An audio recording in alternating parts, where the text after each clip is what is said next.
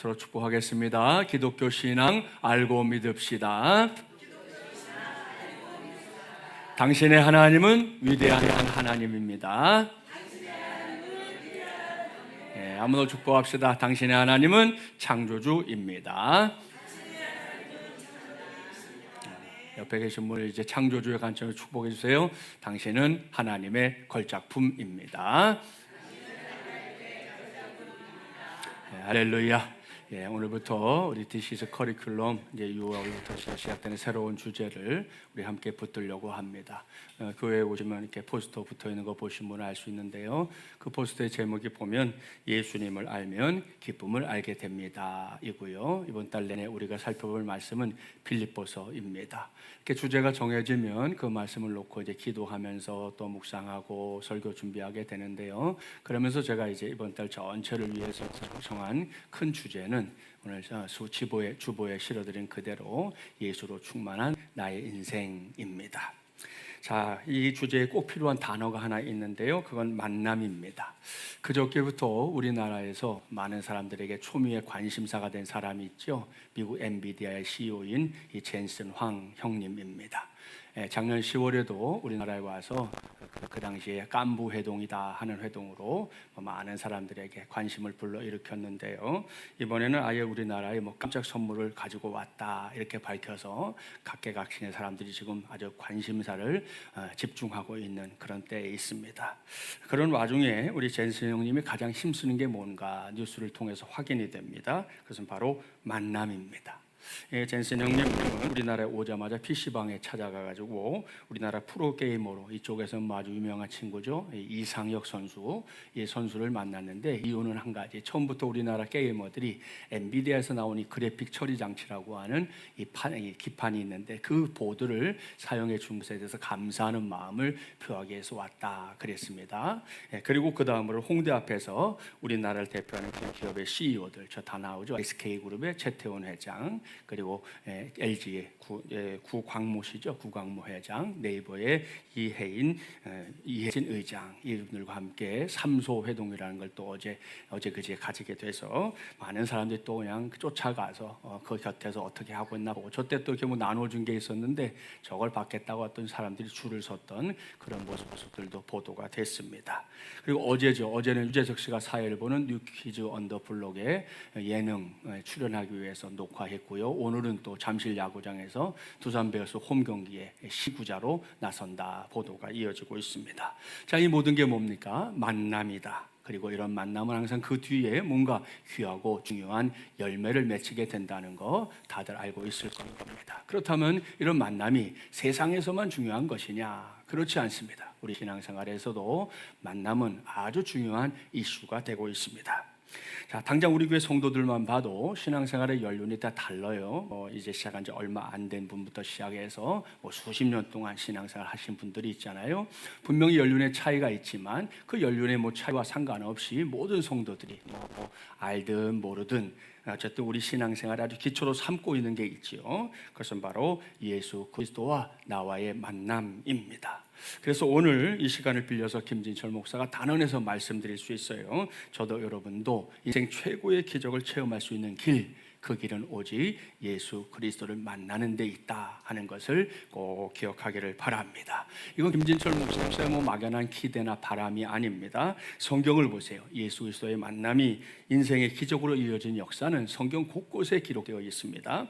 베데스다 연못가에 누워서 물이 동하기만을 기다렸던 38년 된 병자 기억하시죠? 자, 이 사람은요 아무도 거들떠 보지 않았습니다. 그저 홀로 언제나 저 연못에서 물이 동하나 그것만 지켜보고 있었던 사람, 아무도 그런 관심을 두지 않았지만 그런 이 사람에게 예수님이 찾아오셨습니다. 그리고 말씀하셨죠. 일어나 내 자리를 들고 걸어가라. 그 말씀에 의해서 이 사람이 벌떡 일어났고요. 결국 그는 기적을 체험하는 주인공이 됐습니다. 할렐루야. 다 나인이라는 성에는 과부가 한 사람 살고 있었는데 그저 자식이라고는 아들 딱 하나밖에 없었거든요. 근데 그 아들이 무슨 이유인지 모르겠지만 죽게 됐습니다. 그러니 어머니로서 얼마나 막막하고, 그리고 그 장례를 치르는 과정이 얼마나 힘들었겠습니까? 꺼이 우는 거 외에는 길이 없었을 거예요. 근데 예수님이 그 상여가 나가는 곳에 오셔서 관에다 손을 덮고 청년아 일어나 앉아라 하고 명했을 때 이 청년이 일어나 앉게 되죠. 그러니까 죽었던 자가 다시 살아나게 된 겁니다. 그러니 어머니는 또 다시 이 아이를 끌어안고 울 수밖에 없었습니다. 할렐루야. 자, 그뿐이 아닙니다. 복음서 곳곳에 등장하는 사람들이 생각하지도 못했던, 기대할 수도 없었던 너무나도 경이로운 기적을 체험했던 이유, 그건 그들 모두가 예수님을 만났기 때문이었습니다. 예수님과 나와 예수님의 만남이 모든 기적의 이유였다라는 말씀입니다. 사랑하는 마지못이란 가족 여러분, 그렇습니다. 누구든지 마음문을 활짝 열고 믿음으로 주님을 만나면, 영접하면 늘 사건이 일어납니다.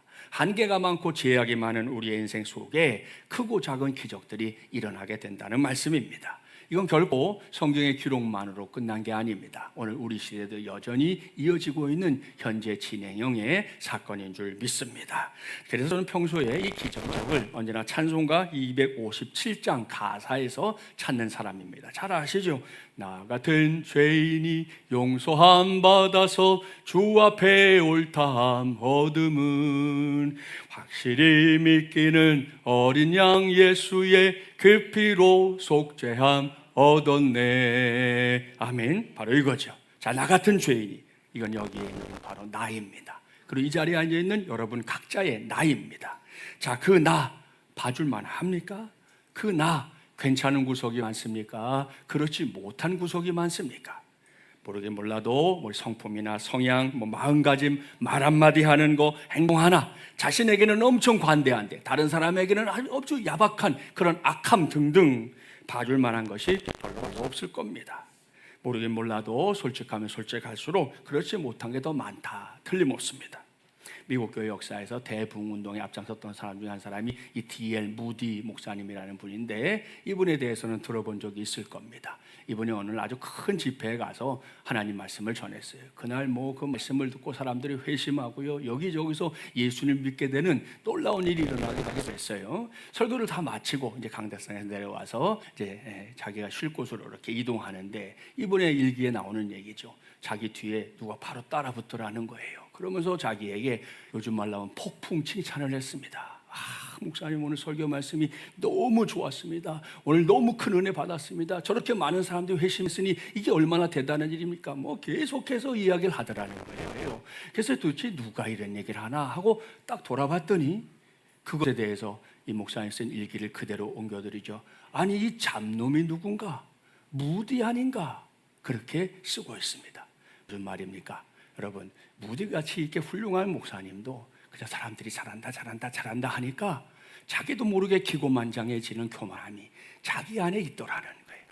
다른 그 누군가가 자기에게 얘기한 게 아니고 바로 자기 자신이 자기를 끊임없이 세우고 높이고 칭찬해주고 다른 사람들 위에 올라가게 하려고 하는 그런 마음이 자기 안에 있더라 하는 것을 본인이 직접 경험담으로 일기에 쓰고 있는 것입니다.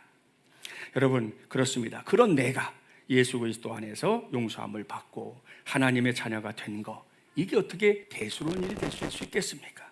그렇습니다. 이건 우리 삶에 있어서 일생일대의 기적이 되는 줄 믿습니다. 그리고 그런 기적을 우리보다 먼저 체험했던 사람이 바로 사도 바울이고요. 오늘 우리가 말씀을 살펴보게 될 빌립보 교회 역시 우리보다 먼저 예수 그리스도와의 만남을 경험했던 위대한 사람들의 공동체였다라는 거 기억하기를 바랍니다. 사도행전 16장부터 사도 바울의 2차 선교 여행이 시작되거든요.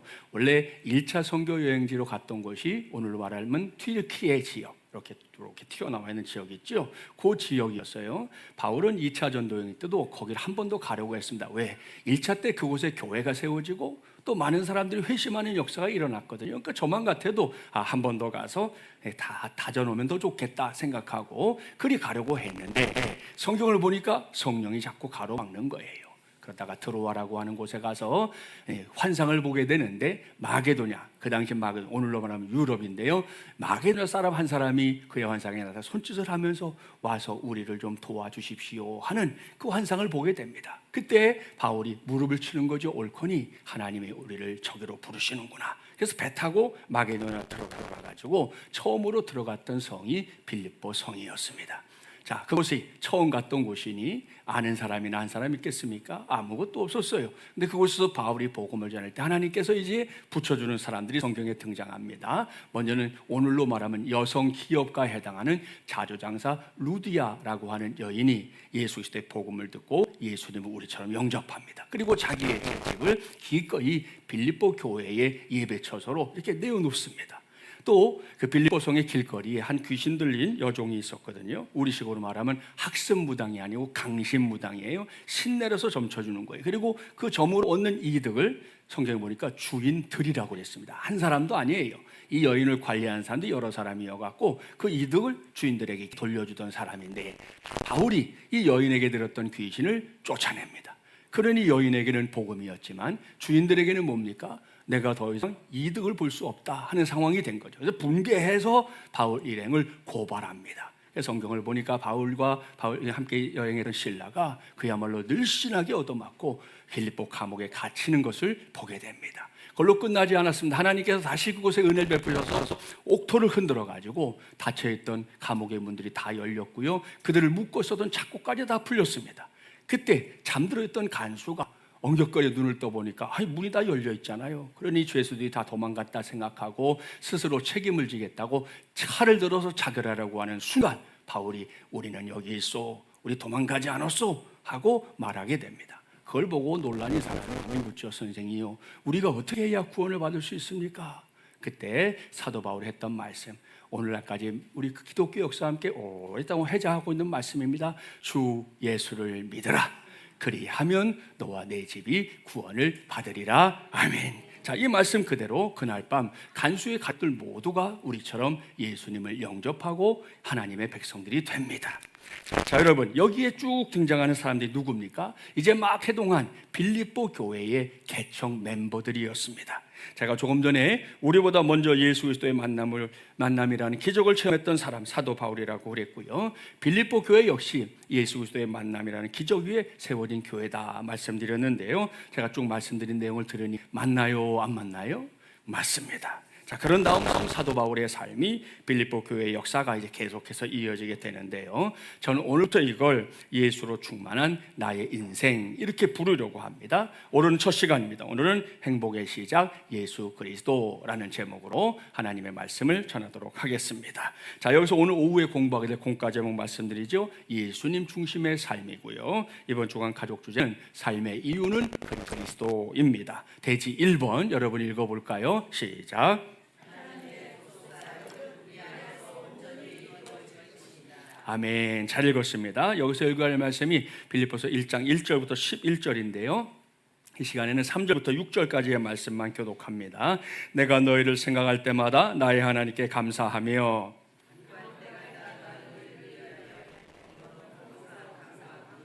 너희가 첫날부터 이제까지 복음을 위한 일에 참여하고 있기 때문이라.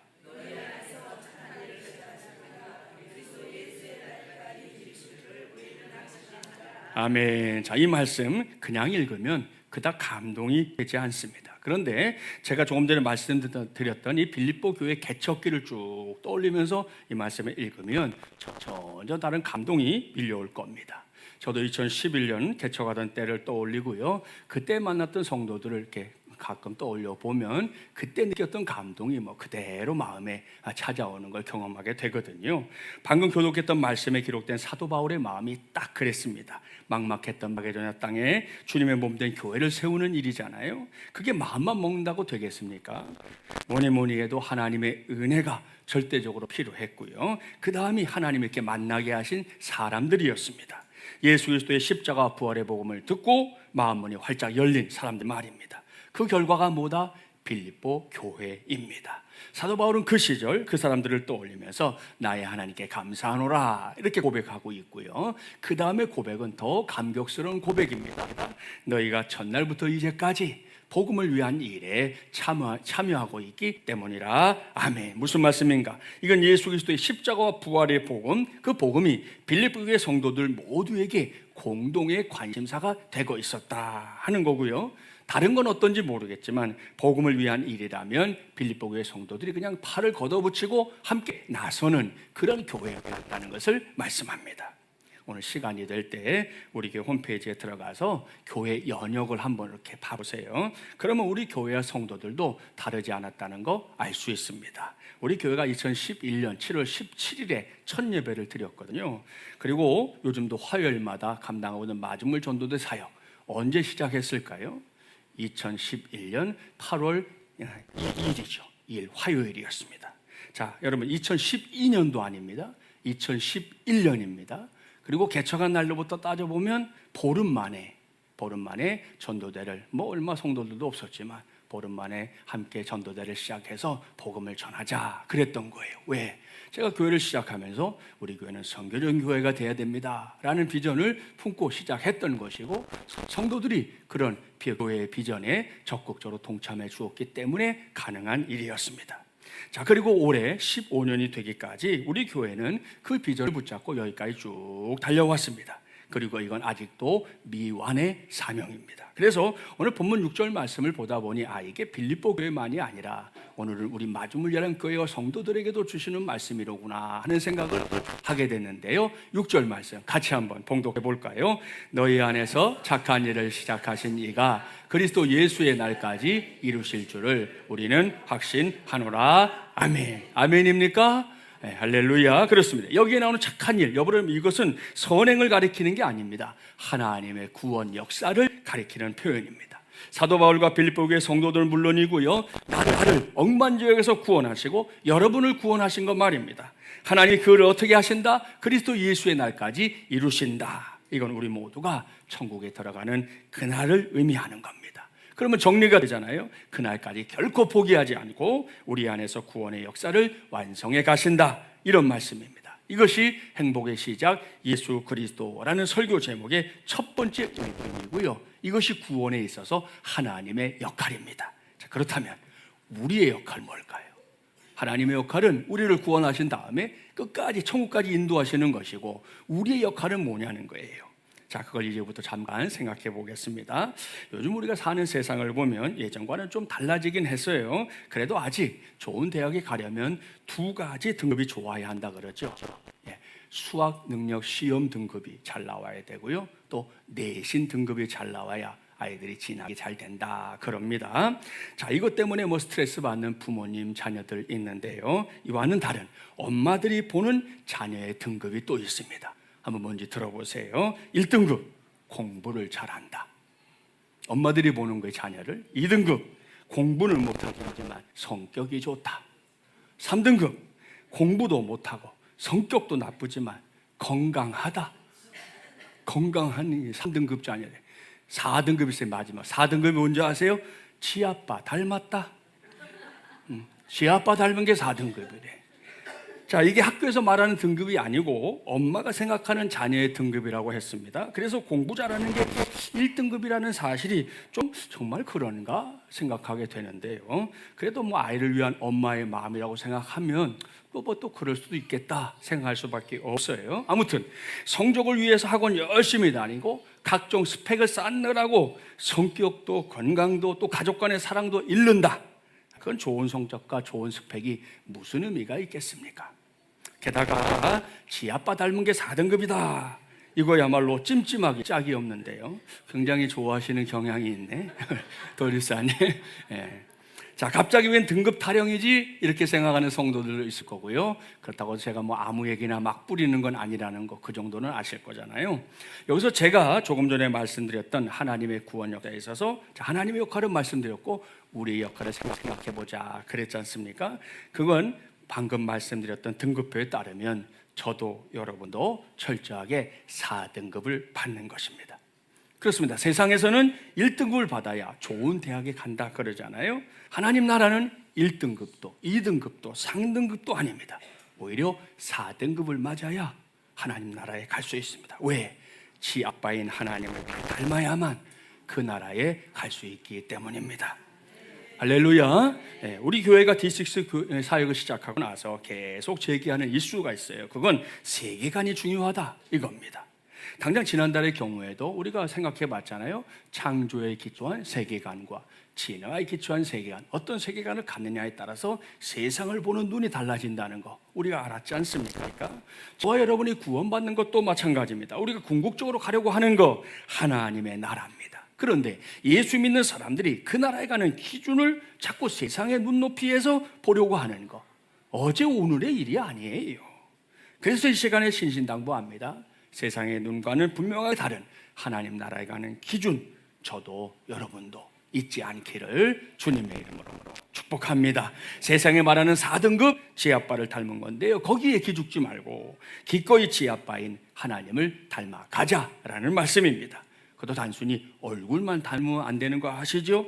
지아빠인 하나님의 말씀을 한 가지라도 좋으니 잘 듣고 순종해서 내 안에 진짜 지아빠를 닮은 구석을 하나씩 늘려가는 거, 그것이 저와 여러분의 신앙생활이 되어야 할 줄 믿습니다. 그래서 우리 안에서 착한 일을 시작하신 하나님이 그리스도 예수의 날까지 우리의 구원을 완성해 갈 때 하나님은 하나님의 역할을 감당하시고 우리는 우리 역할을 감당해서 주님 앞에 서는 그날 우리 모두가 면류관의 주인공이 되기를 주님의 이름으로 축복합니다. 자, 대지 2번 여러분 읽겠습니다. 시작.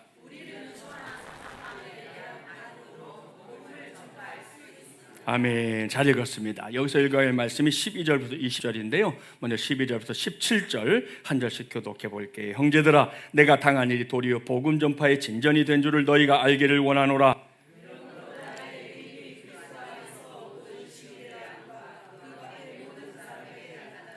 형제 중 다수가 나의 매임으로 말미암아 주 안에서 신뢰함으로 겁없이 하나님의 말씀을 더욱 담대히 전하게 되었느니라.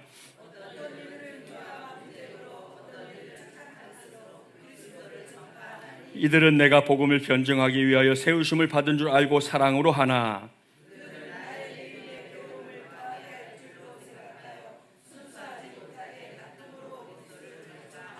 아멘. 자, 이 말씀을 보면 당시 바울이 어떤 처지였나 알 수 있습니다. 앞서 빌립보 교회를 세우는 과정에서 바울이 빌립보 감옥에 갇혔던 적이 있었다 그랬는데요, 바울이 오늘의 본문인 빌립보서를 쓸 때는 로마 감옥에 갇혀 있었을 때입니다. 죄명은 예수가 그리스도시다, 이걸 전했다는 것 때문입니다. 성경을 조금이라도 공부한 사람은 빌립보서 외에도 에베소서, 골로새서, 필레몬서 이렇게 4권의 성경이 모두 옥중서신이라는 이름으로 불린다는 거 들어본 기억이 있을 겁니다. 그러니까 4권이 같은 시기에 쓰여진 거예요. 자, 그러니 그때 바울의 처지 결코 편안한 상태가 아니었습니다. 한번 생각해 보세요. 감옥을 죄지처럼 여기는 사람이 세상 천지에 있겠습니까? 없습니다. 그런데도 우리는 여기서 오늘 제가 정한 설교 제목 행복의 시작 예수 그리스도, 이것을 정확하게 확인할 수 있습니다. 13절 말씀을 보세요. 바울은 자기가 감옥에 갇힘으로 인해 로마의 시위대 안팎에 있는 사람들에게 예수님이 구세주라는 사실을 전하게 됐다 하면서 아주 기뻐하고 있습니다. 14절 말씀에는 예수님 때문에 감옥에 갇힌 바울을 본 형제들의 이야기가 나오잖아요. 바울 사도님이 예수님의 복음을 위해 감옥도 불사하시는 건데 우리도 복음을 전하자 하고 담대하게 복음을 전하는 사람들이 늘어나게 됐다 말씀하고 있고요. 15절부터 17절까지의 말씀을 보니까 감옥에 갇힌 바울에 대해서 다른 생각을 가진 사람들이 등장합니다. 어떤 이들은 평소에 바울의 사역이 아주 성공적으로 이루어지고 있는 것에 대해서 시기하고 질투하는 마음이 있었던 모양이에요. 그랬던 바울이 감옥에 갇히니까 옳거니 이때다, 나도 이때 한번 이름을 한번 내보자 하고 열심히 복음을 전하는 사람들이 있었다는 거고요. 또 어떤 사람들은 바울과의 갈등이나 경제심 때문에 복음을 전하기도 했고, 어떤 이들은 어쨌든 자기가 좀 더 이 교회 공동체 안에서 좀 지도자가 되고 싶은 야망을 이루기 위해서 복음을 전하기도 했다는 거고요. 심지어 바울을 곤란하게 만들고 싶은 마음으로 복음을 전하는 사람들도 있었다는 거예요. 여러분 여기서 생각해 봅시다. 이런 걸 뭐 몰랐다면 모를까? 알았다면 기분이 좋을까요? 안 좋을까요? 안 좋죠. 당장 이마에 내천자 쓸 일입니다. 이런 괘씸한 놈들 같으니라고 그러겠죠. 그러고는 마음에 다짐할 겁니다. 내가 이 감옥에서 나가기만 해봐라, 내가 너희들을 가만두지 않겠다. 이게 그저 인지상정 아닙니까? 자, 그런데 바울은 달랐다는 거예요. 자, 본문 18절의 그 증거죠. 함께 봉독해 봅니다. 그러면 무엇이냐? 거칠어로 하나 참으로 하나 무슨 방도로 하든지 전파되는 것은 그리스도니 이로써 나는 기뻐하고 또한 기뻐하리라. 아멘. 할렐루야. 이게 뭡니까? 행복의 시작 예수 그리스도입니다. 자기가 놓인 상황이 어떤 상황이냐, 이거 하나도 중요하지 않다는 거예요. 긍정적인 상황이든 부정적인 상황이든 그건 하나도 중요하지 않아요. 오로지 내가 소원하는 건 한 가지, 나의 구세주신 예수 그리스도가 전해지는 거.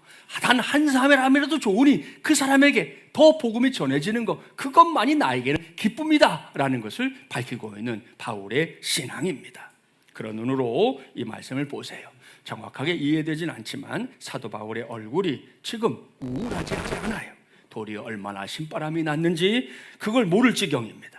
그래서 지난 주간 목양터에서 저희가 이제 목요일날 모인다고 그랬잖아요. 목사님들하고 이 부분을 같이 나누다가 한 목사님이 바울이 미쳤다 그랬어요. 네? 이게 제정신이냐 이거야. 제정신을 가진 사람이 이럴 수 있냐? 이건 미치지 않고는 할 수 없는 일이다. 그렇게 말할 정도였습니다. 자, 그런데 이러한 삶을 살았던 것은 비단 사도 바울만은 아닙니다. 여기서 제가 아는 목사님의 한 고백을 소개할 거니까요. 한번 들어보세요. 저와 연배가 비슷한 목사님이거든요. 이런 글을 써놨습니다. 다른 분들도 마찬가지이지만 저도 참 어렵게 자랐다. 정말 먹을 것이 없었다. 당연하다. 홀어머니 밑에 5 자녀가 있었기 때문이다. 어머니는 정말 기도를 많이 하셨던 분이시다. 늘 철야를 하셨다. 어머니 영성을 이제야 알 것 같다. 기도를 많이 한 게 중요한 게 아니다. 늘 하시던 말씀이 중요하다. 동화가 모든 게 은혜야. 하나님이 우리를 사랑하셔. 초등학교 2학년 때쯤으로 기억한다. 집에서 밥을 먹었다. 많이 먹을 때였다. 어머니는 제가 밥을 많이 먹자 물을 주시면서 체하지 않게 먹으라고 하셨다. 그러면서 어머니 밥을 제게 주셨다. 제가 물었다. 엄마 밥은? 그러자 어머니가 말씀하셨다. 엄마는 지금 배불러. 너무 배불러서 소화가 안 돼. 진짜 그런 줄 알았다. 그런데 밖에서 놀다가 목이 타서 물을 먹으러 집에 왔다가 어머니의 모습을 보게 되었다. 집에서 도배를 하려고 풀을 쏟던 것이 있었다. 그곳에 빨간 김치 국물을 넣으셔서 드시고 계셨다. 나는 그때 하나님이 안 계신다고 생각했다. 그런데 어머니는 늘 하나님께 감사하셨다. 늘 하나님을 사랑한다고 고백하셨다. 어린 나이에는 몰랐다. 이제야 알겠다. 정말 어머니는 하나님을 사랑하고 계셨다. 나도 하나님을 사랑하고 싶다. 우리 어머니처럼. 그런 글입니다. 여러분, 이게 한국 교회의 초석입니다. 예전에는 이런 어른들이 참 많았습니다. 자녀들조차 이해할 수 없는 신앙생활을 하는 분들 말이에요. 그분들은 자기가 처한 상황에 결코 묶이지 않았고요. 언제나 예수 그리스도를 행복의 시작으로 알았고 그렇게 믿었습니다. 이제는 우리 차례 아닙니까? 우리에게도 예수 그리스도가 행복의 시작이라는 사실 반드시 우리 안에 확실하게 각인되기를 바랍니다. 그래서 우리 앞에 놓여있는 모든 삶의 자리가 반드시 예수님을 구세주로 전하는 축복의 장이 되기를 주님의 이름으로 축복합니다. 자, 대지 3번 여러분 읽겠습니다. 시작. 아멘. 잘 읽었습니다. 여기서 읽어야 할 말씀이 21절부터 30절인데요. 먼저 21절부터 24절까지만 한 절씩 교독합니다. 이는 내게 사는 것이 그리스도니 죽는 것도 유익함이라.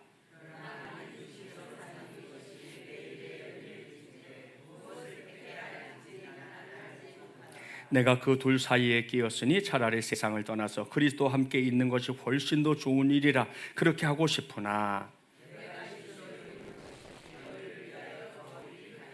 아멘. 무슨 말씀일까요? 이건 사도 바울이 신약성 로마서 14장 8절에 요약해 놓은 말씀과 똑같습니다. 우리가 살아도 주를 위하여 살고 죽어도 주를 위하여 죽나니 그러므로 사나 죽으나 우리가 주의 것이로다. 아멘. 세상 사람들은 죽고 사는 것에 목을 매잖아요. 그래서 각 나라마다 수많은 투쟁과 시위가 일어나는 거 우리 시대의 모습입니다. 그런데 바울을 보세요. 그런 죽고 사는 문제를 초월하고 있습니다. 아니, 오늘 본문에서 보니까 차라리 세상을 떠나서 주님과 함께 있고 싶다. 그게 더 큰 소원이라는 것을 밝히고 있을 정도입니다. 그런 바울의 고백이 오늘 본문 29절 말씀에 가면 절정을 이루거든요. 자, 29절 함께 봉독해 볼까요? 그리스도를 위하여 너희에게 은혜를 주신 것은 다만 그를 믿을 뿐 아니라 또한 그를 위하여 고난도 받게 하려 하심이라. 아멘. 자, 여기에 우리가 아주 싫어하는 단어가 등장합니다. 고난 말입니다. 우리는 이 단어를 사용하는 것도 듣는 것도 매우 싫어합니다. 그도 그럴 것이 이게 결코 달가운 게 아니기 때문입니다. 고난이라는 단어와 함께 우리의 기억 속에 떠오르는 그런 상황들, 모습들은 하나같이 우리의 마음을 불편하게 하는 것들 투성입니다. 자, 그런데 바울은 은혜를 주시는 하나님이 믿음과 함께 고난도 받게 하신다 이렇게 말씀하고 있으니 이걸 어떻게 이해해야 할까요? 자, 여기서 헬라어 성경의 의미를 좀 더 충실하게 반영하고 있는 이 표준 세번역으로 이 말씀을 읽어보려고 합니다. 자, 자막에 나오는 말씀 여러분이 한번 읽어볼까요? 시작.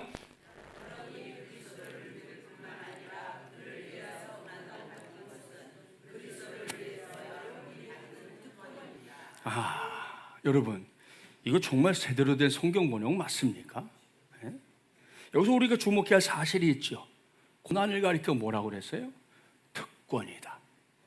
특권이다 그랬습니다. 앞서 사도 바울을 두고 한 목사님이 미쳤다 그랬다고 했는데요, 이건 또다시 바울이 미쳤구나 라고 생각하게 만드는 대목입니다. 아니, 고난이 특권이라고? 이거 단순하게 생각하면 결코 마음에 와닿지 않는 말씀인데요, 요즘 변화무쌍한 자연 만물 속에 하나님이 주시는 이 섭리 속에도 답이 있습니다. 그 의미가 뭔지 한번 설명해 볼게요. 지난 주간 우리 비 왔었죠? 예, 비가 왔는데 조금 온 게 아니에요. 엄청 많이 왔어요. 우리 주아도 비 온 거 봤어? 비가 많이 왔잖아, 그지? 비바람이 거세게 쏟아지는 그런 비였습니다.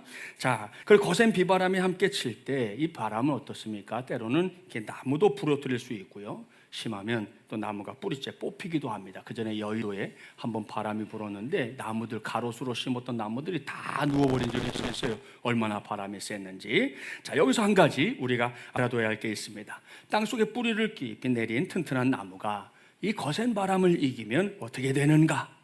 그러면 나무는 가지와 잎에 붙어있던 해충들을 떨쳐낼 수 있습니다. 그렇습니다. 나무는 스스로 해충을 떨쳐낼 수는 없어요. 나무가 지가 뭐 막 움직이는 게 아니잖아요. 지금 가만히 있으니까 자기 스스로는 해충을 떨쳐낼 수가 없단 말입니다. 바람의 힘을 빌리거나 또 사람들이 인위적인 관리를 해줘야만 해충을 제거할 수 있는 겁니다. 그것도 살랑살랑 부는 바람으로는 어림도 없어요. 일단 땅속에 튼튼히 뿌리를 내린 다음에 아주 거센 비바람이 불 때 거기에 몸을 맡겨서 다 떨쳐낼 때에만 떨쳐낼 수 있는 겁니다. 이건 우리의 신앙에 확실한 교훈이 됩니다. 왠지 아시죠? 우리에게도 스스로는 떨쳐내지 못하는 영적인 해충들이 있기 때문입니다. 그 해충들을 스스로 떨쳐버리지 못해서 끙끙거릴 때가 왕왕 있는데요, 그걸 아시는 하나님, 이 고난이라고 하는 외적인 비바람을 통해서 그걸 떨쳐버릴 수 있도록 우리를 도우실 때가 있다는 말씀입니다. 그럴 때 우리의 기대는 그런 거잖아요. 살짝만 지나가면 좋겠다. 우리의 기대는 그러지만 하나님은 그 정도를 가지고서는 이 영적인 해충들이 떨어지지 않는다는 걸 아시거든요. 그래서 어떤 때는 너무 세차지만 그 바람을 통해서 우리의 삶을 흔들어 놓으실 때가 있다. 목표는 한 가지예요. 우리를 넘어뜨리는 게 목표가 아니죠. 우리에게 들러붙어 있는 영적인 해충들을 떨어내고 우리가 더 건강하게 살아갈 수 있도록 돕기 위해서 하나님의 행하시는 역사인 줄 믿습니다. 그것이 우리의 삶의 고난의 특권이라고 말할 수 있는 이유다 하는 것입니다. 기억하시고 여러분, 그 과정에서 우리가 단단히 붙잡을 건 하나죠. 행복의 시작 예수 그리스도 이겁니다. 고난 속에서도 주님이 내 인생의 주인이 되어주시는 것, 주님이 내 인생의 목자가 되어주시는 것, 주님이 내 인생의 모든 것이 되어주시는 것, 그게 우리에겐 특권이 될 수 있다는 말씀입니다.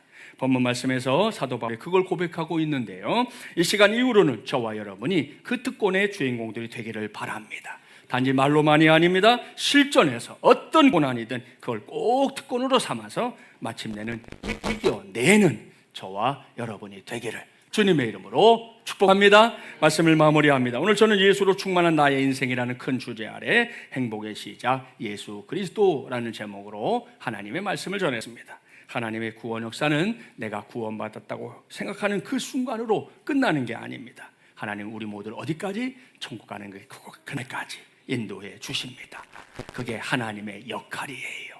우리 역할은 뭐라고요? 세상은 1, 2, 3, 4등급해서 제일 밑에 놓았던 이 꼬레비 등급 4등급 지아빠를 담는 거, 그걸 우리는 내 역할로 알고 그 사명을 잘 감당해서 우리가 이 하나님의 구원 역사에 적극적으로 동역하는 하나님의 사람들이 되는 데 있는 줄 믿습니다. 또 하나님의 복음을 전하는 것은 어떤 상황을 핑계하지 않는다는 거예요.